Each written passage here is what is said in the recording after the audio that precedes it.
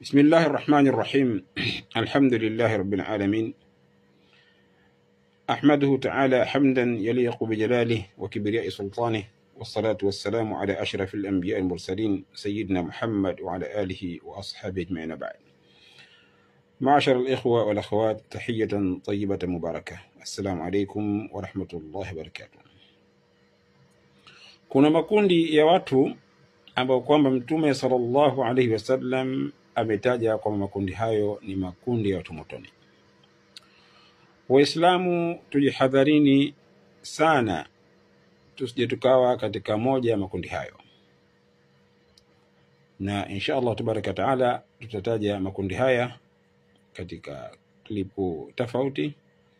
Kila kundi tutataja katika klipu moja.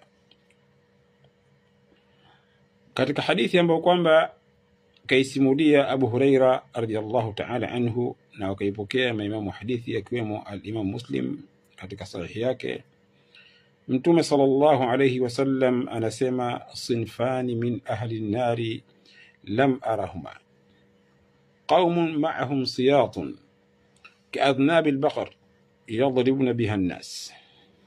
Leo tusimame hapo. Hii hadithi imetaja makundi mawili, lakini leo tulianza na hili moja. Mtume anasema kwamba kuna makundi mawili, kuna watu wa aina mbili. Watu hawa ni watu motoni. Bado sijawaona, lakini hawa ni watu wa motoni. Kundi moja ni watu ambao kwamba wana mijeledi, na kuna maneno katika sharia, ikiwa ni Qur'ani au katika sunna kitajwa, yanaambiwa kwamba ni maneno ambayo kwamba hayana mafuhumu. Hayana mafuhumu kwa maana kwamba lile jina silo lilokusudiwa, imekusudiwa maana tu. Kwa hiyo hapa Mtume sallallahu alayhi wasallam anasema watu na mijeledi, si lazima iwe mijeledi. Inaweza kuwa mikwaju, inaweza kuwa magongo.